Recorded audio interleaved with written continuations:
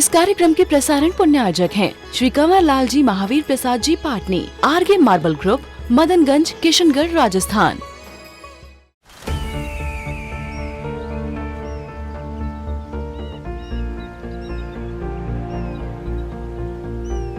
जो बनकर मेरा हमसफर आएगा, सिर्फ उसी को फर्क नजर आएगा। शुरू करो, डालो बुनियाद, घर महल नजर आएगा। वंडर लाइए, वंडर अपनाइए, फर्क नजर आएगा।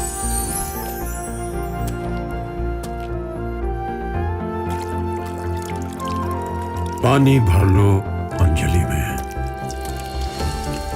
चांद उतर आएगा।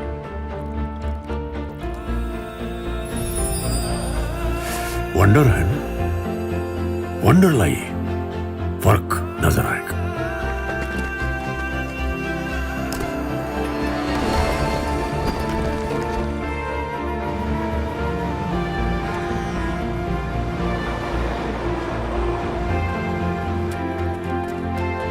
पहला घर तो खड़ा करो, शहर नजर आएगा।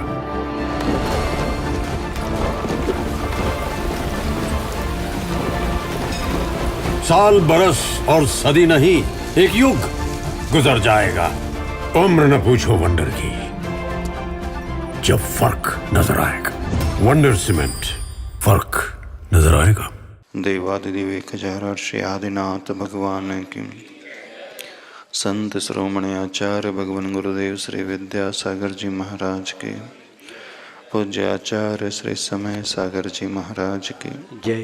परम पूज्य निरापक श्रवण मुनि श्री वीर सागर जी महाराज की, समस्त मुनि संघ की। राग हमारे जीवन में सबसे अधिक हानिकारक होता है। यदि हम एक बात सोचने की कोशिश करें, जो भी हमसे विपरीत स्वभाव वाला होता है, जो हमसे पृथक होता है, भिन्न होता है, इसका एग्जिस्टेंस हमसे अलग होता है। हमारा एग्जिस्टेंस अलग है, हमारा अस्तित्व भिन्न है, अन्यों का अस्तित्व हमसे भिन्न होता है। भिन्न अस्तित्व वाला कोई भी जीव अथवा कोई भी वस्तु हमारे भीतर आ जाए तो वहीं से परेशानियां शुरू हो जाती हैं। आपने देखा होगा, यदि आँख में धूल का एक छोटा सा कण आ जाए तो क्या होता है?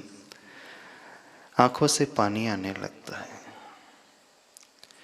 पैर में कांटा चुभ जाए, फांस चुभ जाए तो क्या होता है? बताओ। तो भी आँखों से पानी आने लगता है। हमारे शरीर में कोई वायरस आ जाए तो क्या होता है? हम बीमार होने लगते हैं। कोई भी अनवांटेड बैक्टीरियाज आते हैं तो वहीं से व्यक्ति अस्वस्थ होने लगता है, बीमार होने लगता है, डिजीज उसे होने लगती है। हमारी बॉडी का ये नेचर है। हमारी बॉडी किसी भी फॉरेन बॉडीज़ को एक्सेप्ट नहीं करती। मेडिकल साइंस के अनुसार ऐसी होता है ना डॉक्टर साहब, कुछ भी फॉरेन बॉडी इसमें आ जाए अथवा फॉरेन पार्टिकल आ जाए तो क्या होता है? ये बॉडी तुरंत उसे निकालने की प्रोसेस को एडॉप्ट कर लेती है। हमारी आंखों में कचरा आ जाए तो हमारी आंखें अपने आप उस कचरे को, उस धूल के कण को बाहर फेंक देती है। समुद्र का भी यही लक्षण है। समुद्र में कुछ भी डाला जाए, समुद्र लहरों के माध्यम से उसे किनारे में ला करके फेंक देता है। कांटा चुभ जाए, फांस चुभ जाए तो हमारा शरीर कैसे उसे निकालता है? उस जगह पस फॉर्मेशन होने लगता है, मवाद बनने लगती है और वो दर्द देने लगता है। एक घाव पैदा हो जाता है। घाव इसलिए पैदा हुआ है कि हमारी बॉडी कुछ इंडिकेशन देती है, फॉरेन पार्टिकल्स इसके भीतर आ गया, उसे एक्सेप्ट नहीं करेगी, उसकी निकालने की प्रक्रिया को तुरंत अपनाने लगती है।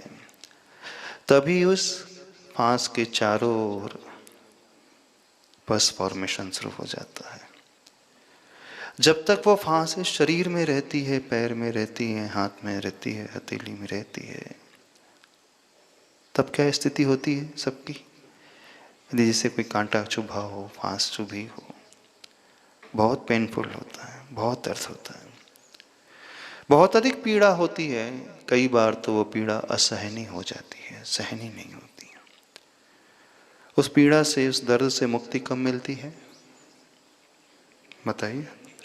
हाँ, डॉक्टर उसे चीरा लगा करके जब निकालता है, अथवा आप उसे निकालते हो पुलटिस लगा करके, तो धीरे धीरे वो और पकाती है पुलटिस। फिर एक समय वो आता है, उसे निकाल करके वो फेंक देती। हमारी बॉडी में वायरस आ गया तो कैसे इंडिकेशन देती है हमारी बॉडी? फीवर आ जाएगा, अनईजी फील होने लगेगा, बीमार व्यक्ति पड़ जाएगा। तो जो बीमारी आ रही है, फीवर आ रहा है, वो एक प्रकार से संकेत है जो शरीर का नहीं था वो आ गया है, अब उसे तो दूर करना है। लेकिन हम कैसे से निकाल पाएंगे? तो हमारा शरीर संकेत देता है, जो हमारी नॉर्मल स्थिति थी वो नहीं रहेगी, बुखार आ जाएगा 104 डिग्री, तो हमें पता चल जाएगा कुछ हमें मेडिकेशन लेना है। अब मेडिकेशन लिया हमने, दवाई ली, दवाई लेकर के उस वायरस को दूर कर दिया। कहने का अभिप्राय यह है, जो भी फॉरेन पार्टिकल्स यदि इसके भीतर आता है तो वह दुखदाई होता है ना? ये शरीर तभी तक स्वस्थ रहता है जब तक इसके भीतर बाहर का कुछ नहीं आता। हमारी आत्मा भी बिल्कुल ऐसी ही है। हमारी आत्मा कब दुखी हो जाती है, जीव कब दुखी होता है, कब विकल्प से भरता है? बताइए बाबा, आपको कब टेंशन होने लगता है? जो इस आत्मा का नहीं था वो इसके भीतर आ जाए। क्या क्या इसके भीतर आ जाता है? कर्म सिद्धांत के अनुसार चले तो कर्म आ जाते हैं, तो फिर वह उसे दुखी करते हैं, पीड़ा देते हैं, तनाव से भर देते हैं। अथवा जो हमारी आत्मा नहीं चाहती थी, तो जब जब बाहर से कुछ आएगा, या तो वो राग रूप हो अथवा द्वेष रूप हो। राग और द्वेष दोनों आत्मा के स्वभाव नहीं है, दोनों हमारा नेचर नहीं है। यदि हम अपने आप को निर्विकल्प बनाना चाहते हैं, हमेशा आनंद में रखना चाहते हैं अपने आप को, तो हमें क्या करना होगा? क्या करना चाहिए बताओ? जो बाहर से हमने भीतर जोड़ा है उसे निकालना होगा। अब एक बात देखो, बड़ी विचित्र बात लगती है, शरीर में कोई भी व्यक्ति चला करके फांस नहीं डालता, कील नहीं ठोकता, ठोकता? कोई भी व्यक्ति चला करके अपनी आंखों में धूल नहीं फेंकता। हमने तो किसी को नहीं देखा आज तक कि मिट्टी उठाया और अपनी आंखों में डाल लिया हो, धूल उठाया अपने कानों में डाल लिया हो, धूल उठाया हो, मिट्टी उठाया मुख में डाल लिया हो। हाँ, बच्चे हो तो बात अलग है, बच्चे मिट्टी खाने लगते हैं। लेकिन जो थोड़ा भी समझदार हो जाता है, वो कभी धूल, कचरा, माटी, पत्थर न आंखों के माध्यम से, न कान के माध्यम से, न इस मुख के माध्यम से भीतर डालता है। क्योंकि वो जानता है जब जब इस शरीर में कुछ बाहर का जाएगा शरीर को पीड़ा देगा, लेकिन आत्मा के साथ, अपने इमोशंस के साथ वो ऐसा क्यों नहीं करता? क्यों नहीं करता ऐसा? कभी आपने सोचा? शायद आज तक सोचा ही नहीं। व्यक्ति की ये प्रकृति होती है, ये वही अपने भीतर डालने की कोशिश करता है, जुड़ने की कोशिश करता है, जिसे वो अच्छा मानता है, क्योंकि संसार का नियम है। हम वही एकत्रित करते हैं जिसके प्रति हमारी दृष्टि अच्छी होती है। जिसके प्रति हमारी दृष्टि सही नहीं होती है, हम उसे अपने आप से दूर करने लगते हैं, करते हैं।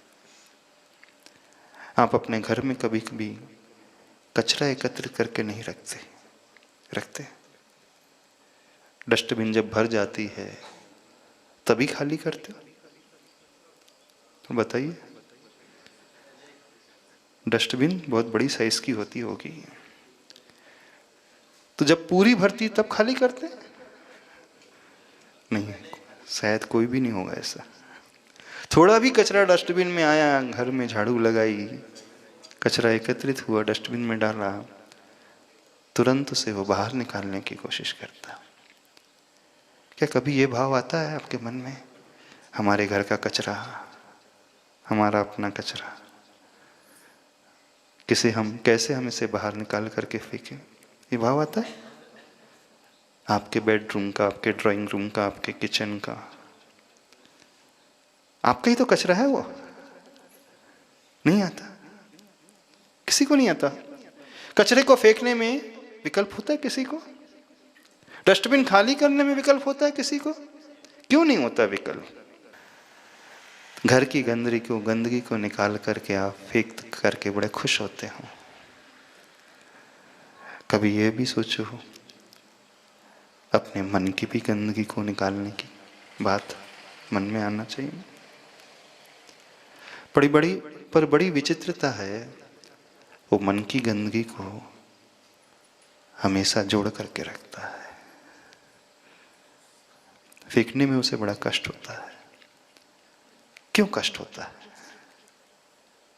या तो आप उसे गंदगी नहीं मानते हैं। सीधी सी बात है, सोने की अंगूठी कोई भी निकाल करके फेंकता नहीं अपनी तिजोरी से। हीरे की अंगूठी को हमेशा तिजोरी में रखता है, छिपा करके रखता है, दिखाता नहीं किसी को। सेफली ऐसे स्थान में रखता है जहां किसी की नजर ही ना पड़े। और गंदगी को, कचरे को कहाँ रखता है? हाँ, जो उसका डिस्पोजल जोन होता है उस स्थान में रखता है, और जब थोड़ा एकत्रित हो जाता है उसे खाली कर देता है डस्टबिन को। तो आप वही सुरक्षित तरीके से रखते हो जिसकी कीमत आपकी दृष्टि में बहुत अधिक होती है। सोने की कीमत है, चांदी की कीमत है, हीरे की कीमत है, प्रेशियस जो वस्तु है उनकी कीमत है। इसलिए आप किसी को शेयर भी नहीं करते, देते भी नहीं है, दिखाते भी नहीं है, और बड़े अच्छे से तिजोरी में रखते हो। तो आपने अभी तक अपने भीतर जो जोड़ करके रखा है वो गंदगी है कि हीरे सोने की अंगूठी है? मन की बात कर रहे हैं। बाहरी वस्तु की बात नहीं कर रहे हैं। बाहरी वस्तु की निस्सारता तो बड़ी आसानी से समझ में आ जाती है। कचरे की निस्सारता बड़ी आसानी से समझ में आती है। कचरा गंदा है, कचरे को रखना नहीं चाहिए, कचरे को तुरंत साफ कर देना चाहिए, अलग कर देना चाहिए। लेकिन मन की निस्सारता को, आत्मा की निस्सारता को कितने लोग निकाल करके अलग करते? क्यों नहीं करते? क्या क्या है आपके भीतर जो आप निस्सार के रूप में मानते हैं, कचरे के रूप में मानते हैं? बताओ। क्रोध का भाव अच्छा है, जुड़ करके रखा है। ईर्ष्या का भाव जुड़ करके रखा होगा, अच्छा है ना? तभी तो नहीं छोड़ रहे हैं। अच्छा है तभी तो है। आप कहोगे कि महाराज जी क्रोध तो कभी कभी आ ही जाता है। ठीक है, वैर का भाव, जिससे वैर बांधा है, शत्रुता बांध करके रखी है, जिसे आप क्षमा नहीं कर पा रहे हो, मन से निकाल नहीं पा रहे हो, उस भाव को अच्छा लगता होगा तभी तो रखा है वैर का भाव। समझे इस बात को। बारिश में कीचड़ बहुत हो जाती है, होती है ना, रास्तों में कीचड़ हो जाती है। बता सकते हो उसका कारण क्या है कीचड़ होने का? हाँ, कीचड़ होने का कारण क्या है? पानी आना, बारिश हो जाना? नहीं, बारिश होना कीचड़ होने का कारण नहीं है। उस पानी का रुक जाना गंदगी का कारण होता है। यदि वह पानी बहता रहे तो गंदगी को और साफ कर देता है। तेज बारिश आती है, बह करके निकल जाता है पानी, सारे रास्ते साफ हो जाते हैं। लेकिन वही पानी कीचड़ भी पैदा कर देता है जब मिट्टी में रुक जाता है। तो जो भी रुकता है वो गंदगी पैदा करता है, संसार का नियम है।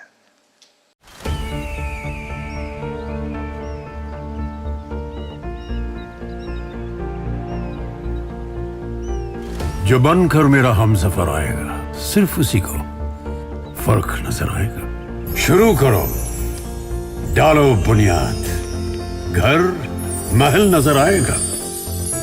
वंडर लाइए, वंडर अपनाइए, फर्क नजर आएगा।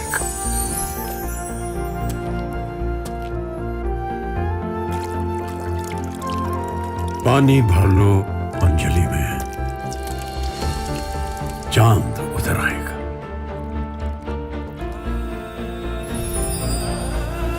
वंडर है ना, वंडर लाइए, फर्क नजर आएगा।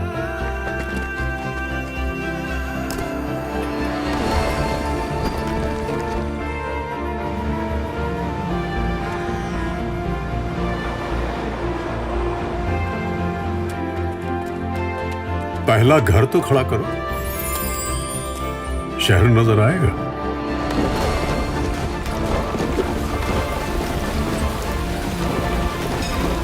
साल बरस और सदी नहीं, एक युग गुजर जाएगा। उम्र न पूछो वंडर की, जब फर्क नजर आएगा। वंडर सीमेंट, फर्क नजर आएगा। इस कार्यक्रम के प्रसारण पुण्यार्जक हैं श्री कंवर लाल जी महावीर प्रसाद जी पाटनी, आरगे मार्बल ग्रुप, मदनगंज, किशनगढ़, राजस्थान।